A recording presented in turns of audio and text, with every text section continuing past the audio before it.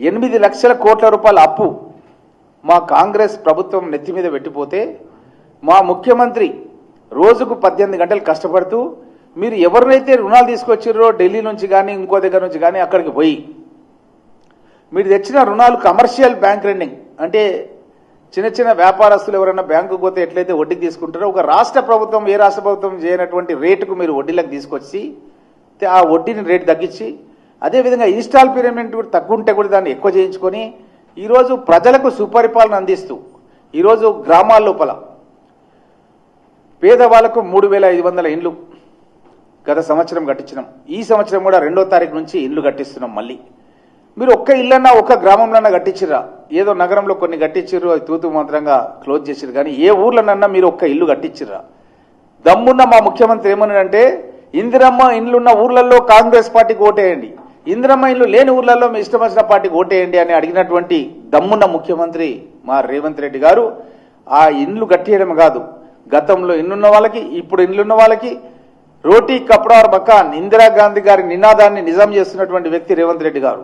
తినడానికి తిండి, ఉండడానికి ఇల్లు, కట్టుకోవడానికి బట్ట, పేదవాళ్ళ యొక్క కనీస అవసరాలు గుర్తించినటువంటి ఇందిరమ్మను ఆదర్శంగా తీసుకొని పాలన చేస్తున్నటువంటి వ్యక్తి రేవంత్ రెడ్డి గారు తను ఇండ్లు కట్టేయడమే కాకుండా ఇంట్లో ఉండే వాళ్ళకు అది ఏ ఇల్లున కావచ్చు, ఇందిరమ్మ ఇల్లు కావచ్చు, సాధారణ ఇల్లు కావచ్చు, వాళ్లకు ఇంటికి కరెంటు ఉచితంగా ఇవ్వడం 200 యూనిట్ల వరకు.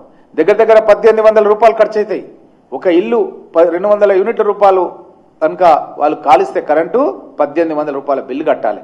వాళ్ళకు ఫ్రీగా కరెంట్ ఇస్తున్నాం. ఆ కరెంట్ ఇవ్వడం కాదు, ఇంట్లో ఉన్న వాళ్ళు భోజనం చేయాలని వాళ్ళకు సోనా మసూరి బియ్యాన్ని వాళ్ళకు ఒకరికొరకు ఒక 30 కిలోల వరకు సోనా మసూరి బియ్యాన్ని ఉచితంగా ఇస్తున్నాం. మరి ఆ సోనా మసూరి బియ్యంలో కూడా లిమిటేషన్ లేదు. ఎవరికి రేషన్ కార్డు కావాలన్నా నిరంతర ప్రక్రియ. ఎప్పుడు అప్లై చేసుకున్నా మీ సేవా కేంద్రంలో కానీ తహసీల్దార్ గారి దగ్గర కానీ 10-15 రోజుల వాళ్ళకు కొత్త రేషన్ కార్డు ఇష్యూ చేసి వాళ్ళకు కూడా మేము సోనా మసూరి బియ్యాన్ని ఇస్తున్నాం. ఇదే కాకుండా ఆ ఇంట్లో రైతులుంటే 2 లక్షల రూపాయల వరకు రుణమాఫీ చేసినాం. మరి మీ ప్రభుత్వంలో మీరేం చెప్పినారంటే 1 లక్ష రూపాయలు రుణమాఫీ చేస్తామని చెప్పి వాయిదాల పద్ధతి తీసుకొచ్చారు.